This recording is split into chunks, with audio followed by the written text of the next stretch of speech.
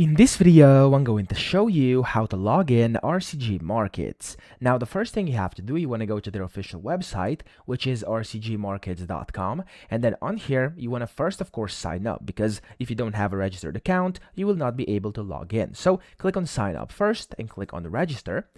And when you do this here, you're going to have to put in all these details listed over here, accept a few agreements and read them, and then click on register, and this will basically give you your account. And then whenever you're done with that, you can go ahead and come to this login page, click on client login over here.